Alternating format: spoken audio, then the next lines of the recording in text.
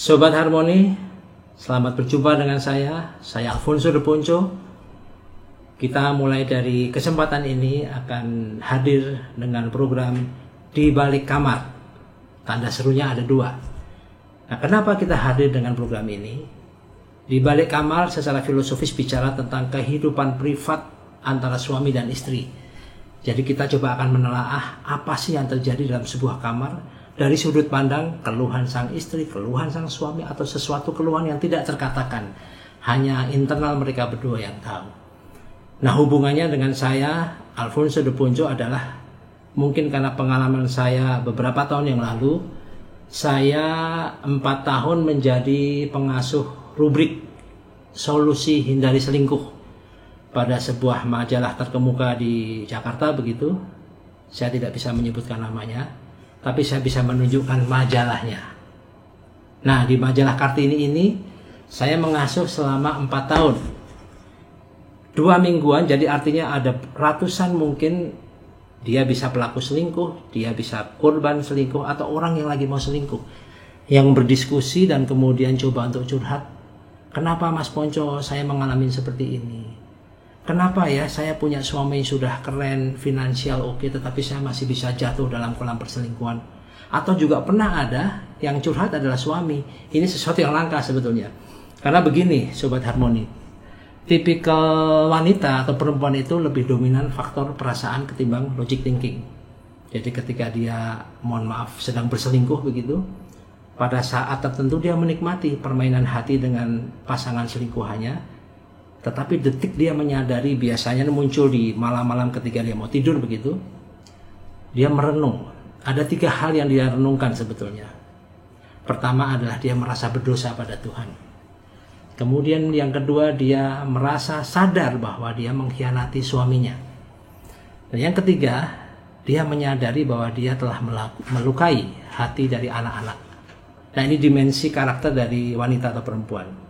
Tetapi sebaliknya, kalau laki-laki atau suami berselingkuh, sangat jarang terjadi mereka berusaha untuk curhat.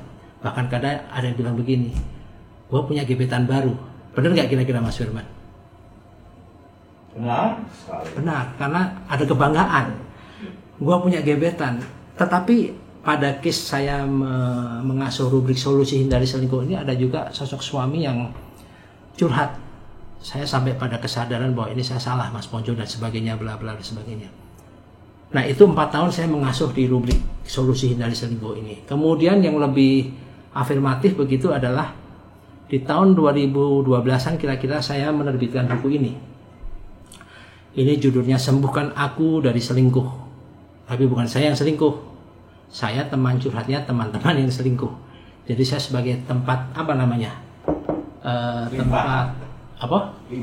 tempat limpahan, tempat sampahnya kira-kira gitu ya. Orang pada bercerita. Saya juga kadang kaget kok pada ceritanya ke saya, ternyata ini berangkat dari pengalaman saya sebagai seorang pengamat perilaku.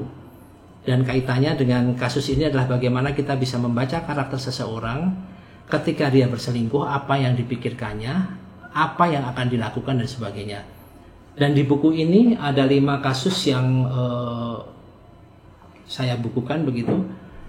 Tidak sampai 6 bulan kira-kira 3.000 eksemplar habis, sahabat Harmoni, Sobat Harmoni. Mengapa demikian? Pertanyaannya adalah, apakah banyak orang yang berselingkuh di sekitar kita? Apakah mereka memang pengen tahu gimana sih caranya sembuh dari selingkuh? Atau sekedar sebagai referensi santai bacaan, iseng-iseng di rumah dan sebagainya? Ternyata jawabannya adalah, beberapa orang merasa bahwa setelah membaca buku ini, oh ternyata saya ada di fase itu. Saya ada di fase yang berbahaya dan sebagainya.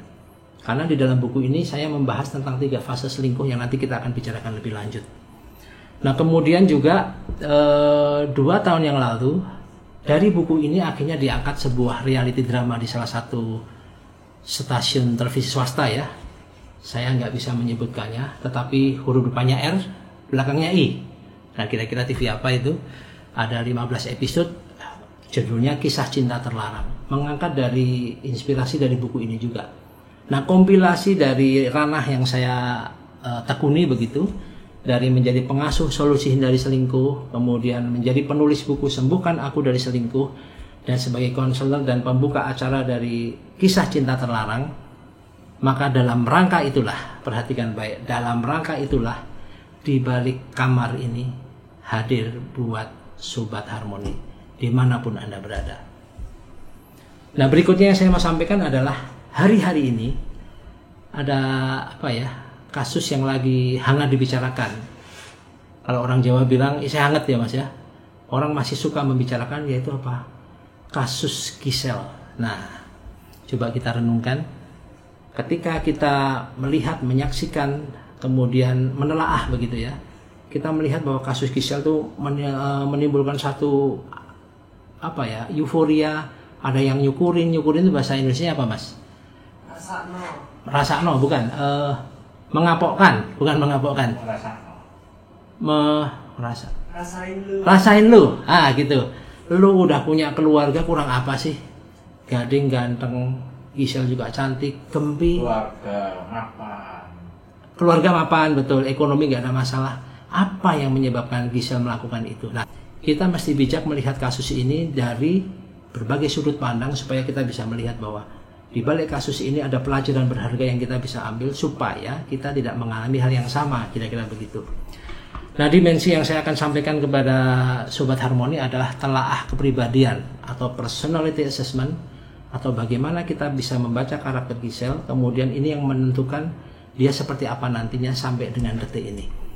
Kita tampilkan foto Gisel ya, perjalanan Gisel dari sejak awal. Mungkin kita melihat bahwa pada masa kecilnya Gisel ini sudah mempunyai talenta yang luar biasa. Dia dengan talenta menyanyi, kemudian bakatnya didengarkan, dilihat oleh mungkin beberapa talent scouter ya. Talent scouter itu artinya apa? Pemandu bakat dan sebagainya begitu. Akhirnya singkat cerita dia bisa mengisi beberapa acara dari panggung ke panggung, dan itu lokasinya di sekitar Surabaya. Kita tahu bahwa Surabaya adalah lingkungan yang keras begitu. Dan dari situlah Gisel timbul suatu independensi meskipun masih kecil. Dari hasil dia nyanyi mungkin di kisaran kelas 4-5 SD begitu. Dia dari panggung ke panggung naik, kalau di Semarang namanya naik Daihatsu. Kalau di kita namanya naik apa ya? Naik angkot ya. Sama ibunya perjuangan dimulai dan akhirnya menimbulkan self-driven motivation, itu bahasa Indonesianya apa ya? Semangat dari dorongan dari dalam diri untuk bisa eksis, kira-kira begitu ya. Nah, perjalanan berikutnya sampai kepada gambar yang kedua ya, Mas Jufren ya. Balik lagi. Gambar yang sebelah kanan ini di momen tahun 2008, Gisel berhasil menjadi juara kedua pada kontestasi di salah satu TV swasta juga, yang tadi saya sebutkan juga, ajang pencarian bakat khusus menyanyi ya. Nah, di antara ribuan atau puluhan ribu kandidat melalui seleksi bertahap, Gisel bisa muncul sebagai juara kedua. Nah, momen perubahannya apa? Dari yang awalnya dia sebagai penyanyi yang kecil amatiran, kemudian masuk ke ranah profesional, kemudian cakupan layanan panggungnya lebih luas, spread ke seluruh Indonesia, bahkan mungkin ke luar negeri. Itu membuat Gisel semakin percaya diri, kemudian terbayarkan dengan nilai nominal yang luar biasa. Nah, perhatikan baik, saya akan sampaikan bahwa dari sisi personality kita akan bicara 4 hal. Pertama, dari sisi bahasanya namanya interpersonal skill. Interpersonal skill itu artinya kemampuan Gisel dalam bergaul dengan teman-teman yang baru. Nah, ini terbangun sejak dia masa kecil. Dia sering nyanyi di panggung, kemudian dia mungkin berinteraksi dengan ciri khas seorang anak kecil yang perform di panggung. Akhirnya dia bisa membaca situasi dan menghibur. Itu namanya interpersonal skill. Dari sisi ini dia baik. Kemudian faktor kedua, intrapersonal skill. Itu artinya adalah kemampuan untuk memahami diri sendiri. Nah, di sisi ini Gisel terbentuk sebagai pribadi yang target oriented, percaya diri, berani mengambil risiko, dan ada kelemahannya dikit adalah dia bukan tipikal pribadi yang attention to detail atau yang yang yang teliti ya, yang lebih tepat teliti. Kemudian berikutnya Mas, gambar kedua. Nah, ini momentum Gisel ketika dia menjadi salah satu talent mengisi program acara di salah satu televisi swasta. Saya dulu juga pernah hampir mengisi, tetapi tidak jadi karena buku ini tidak jadi reality drama di TV tersebut. Pada momen inilah dia untuk pertama kalinya kenal dengan Michael Yukinobu de Freitas. Siapa dia? Salah satu awak atau apa namanya, karyawan kru di televisi swasta tersebut, dan salah satu tugas dia adalah sebagai, kalau nggak salah dia sebagai floor director. Floor director job desk-nya adalah mengkondak, memberikan arahan kepada talent atau siapapun yang tampil dalam stage atau program tersebut, dan otomatis dia akan melakukan persinggungan, interaksi mata ke mata, kemudian gestur dan sebagainya. Dan dari sinilah kalau kita melihat perkenalan awal Giselle dengan Nobu ya. Nah, apa yang terjadi? Ini sebelum ini di tahun 2013, coba kita lihat Mas, momentum pernikahan Giselle dengan Gading Martin ini dia. Nah, ini foto yang mungkin kalau buat sobat harmoni yang belum menikah sangat mendambakan. Kira-kira aku kapan rapi nih, kan gitu ya Mas Firman ya. Kira-kira saya menikah kapan dan gimana bisa mendapatkan situasi seperti ini. Kalau dari telaah foto ini kita bisa melihat bahwa betapa bahagia sukacitanya kedua pasangan, kedua mempelai ini dengan diapit oleh Om Roy dan Mbak siapa nih? Anna Maria ya. Anna Maria Sofiana kalau nggak salah nih. Sebagai mertua begitu. Ya. Satu sisi kita melihat bahwa kebahagiaan tercermin dalam pernikahan yang dihelat pada tahun 2013. Tetapi pada akhirnya, coba foto berikutnya Mas, di tahun 2019 ya, prahara yang terjadi mengakibatkan biduk rumah tangga keduanya harus diputuskan dengan sebuah perceraian. Tragis memang, sebuah perceraian yang notabene meninggalkan luka. Saya yakin dan saya percaya keduanya pasti terluka, dan apalagi buah hati mereka, gembita ya. Pertanyaannya adalah apa yang terjadi? Karena kita tahu bahwa pada saat perceraian diketok palu ya, disahkan begitu di tahun 2019, yang menggugat cerai adalah Giselle. Dan pada saat itu juga kalau kita melihat press conference dari keduanya, Gading bersikap elegan dan menjaga privasi. Dia bilang bahwa sebetulnya ini pilihan yang sulit, tidak mudah untuk memutuskan bercerai begitu. Tetapi mereka sepakat untuk tidak membuka kepada audiens penyebabnya apa di balik perceraian mereka. Gading dengan bijak mengatakan bahwa biarlah ini menjadi rahasia kami ya. Dan apa yang terjadi berikutnya? Kira-kira mungkin 5-6 bulan yang lalu ya, dalam perjalanan, ada satu momen berikutnya, nanti kita bicara berikutnya. Tidak lama setelah perceraian tersebut, 3 bulan berikutnya, Giselle mendapatkan kekasih baru ya, namanya Wijin. Wijin itu panggilan akrabnya begitu. Dia atlet basket dan memang handsome untuk ukuran pria Indonesia. Artinya apa kalau kita lihat sebetulnya? Dari sisi sekuen perjalanan, dari Giselle kecil, dia biasa independen dan kemudian ditemani oleh mamahnya ya. Dan pada saat itu kalau kita dengarkan bahwa ada ketidakcocokan sedikit antara Giselle dengan papahnya. Nah, sosok papah yang mungkin belum berperan secara maksimal bagi seorang anak, yang menjadikan Giselle terkondisi sebagai pribadi yang butuh passion, butuh perhatian. Dia butuh shoulder to cry on. Itu bahasa Indonesianya apa Mas? Pundak untuk tempat menangis ya. Shoulder to cry on, betul. Dan ketika dia bercerai dengan Gading, kemudian dia menemukan Wijin. Sosok yang bisa menjadi curahan hati. Ya, tempat untuk curhat, betul. Akhirnya dia ketemu, dan ini menjadi momen yang pada saat yang sama orang melihat bahwa kok cepat banget ya Giselle begitu menuntut perceraian, akhirnya dia punya pasangan baru. Ternyata ini menjadi sebuah hujatan atau stigma, kok segampang itu ya Giselle memutus atau menendang Gading kan kemudian mendapatkan Wijin. Sampai pada akhirnya perjalanan pacaran mereka 5 bulan sebelum ini, mungkin pada sebuah podcast yang Giselle diwawancari oleh salah satu selebritas terkemuka, Dia bilang begini, ini penting Sobat Harmoni. Saya merenung, saya memikir bahwa ternyata keputusan saya dalam bercerai itu adalah keputusan yang salah. Saya menyesali perceraian ini. Saya melihat bahwa perceraian yang saya lakukan ini berbuah tidak baik. Dan kalau diizinkan saya pengen rujuk sama Mas Gading. Wah, pada saat statement ini muncul, apa yang terjadi? Macam-macam pro dan kontra ya. Ada yang bilang, ini ada apa nih?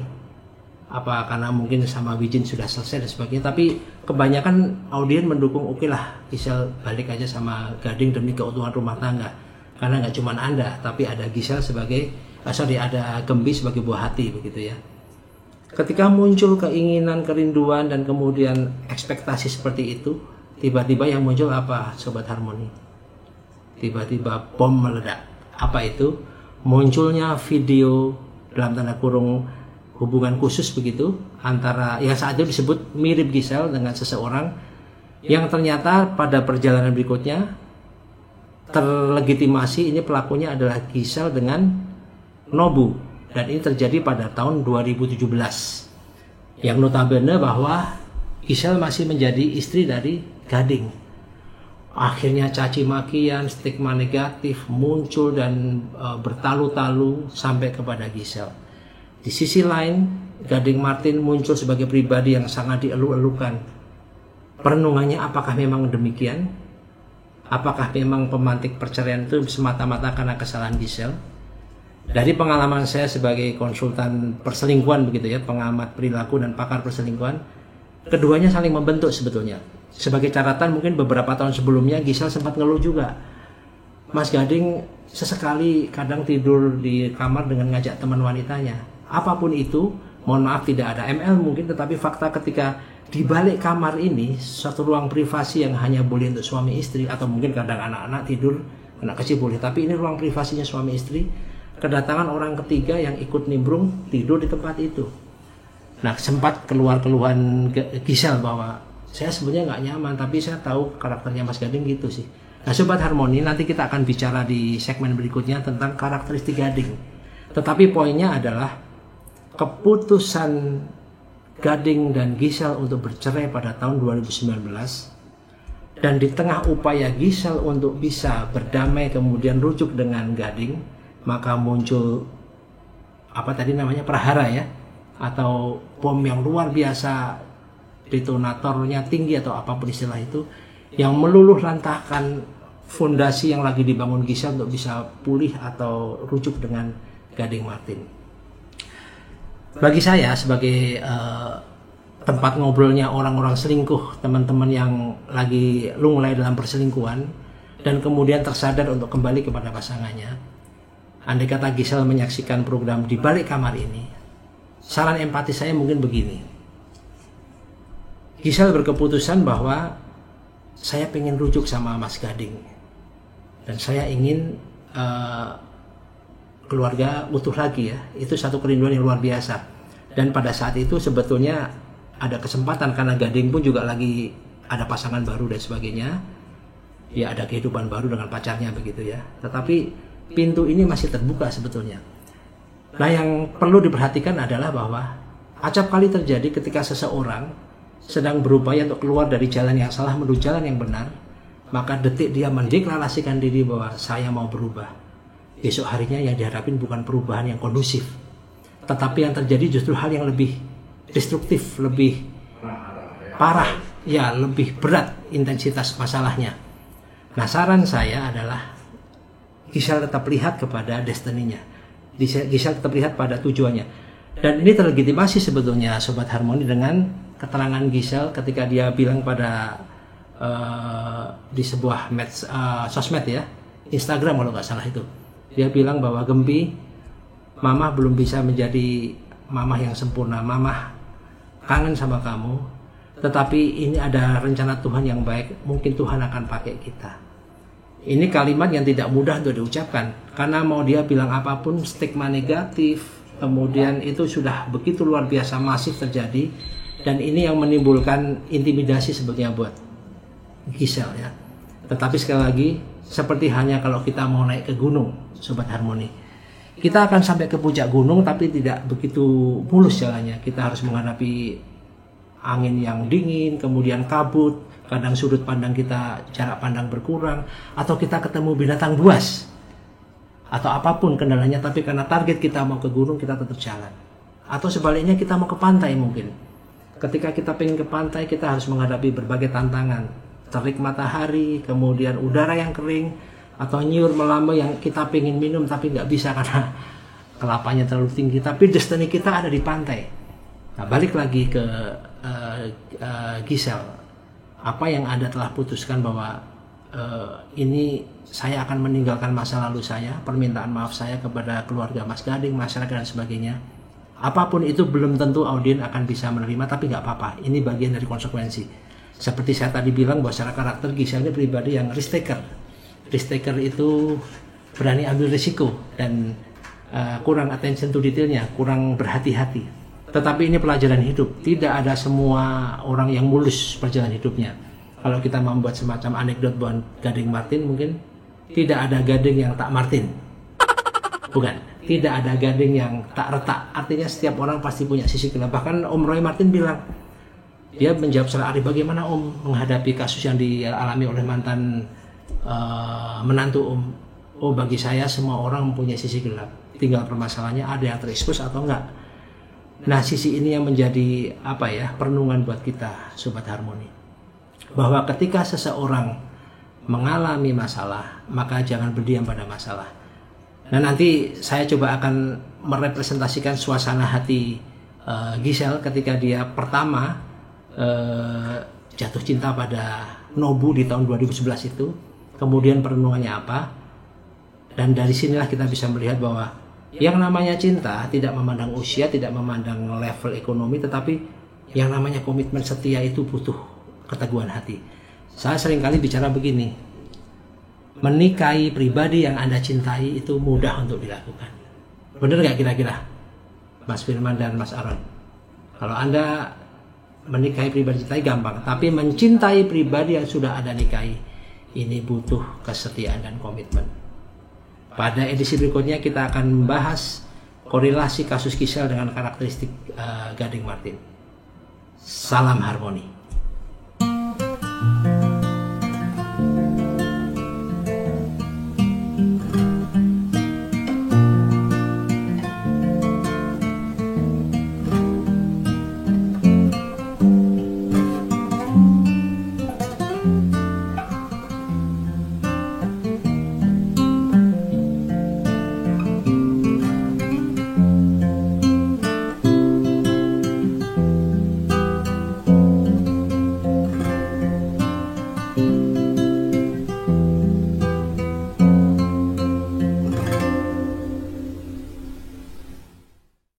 Sobat Harmoni, agar program di balik kamar ini bisa berkembang, sukses dan lebih kreatif lagi, jangan lupa subscribe, like, and share. Ojo lali ya.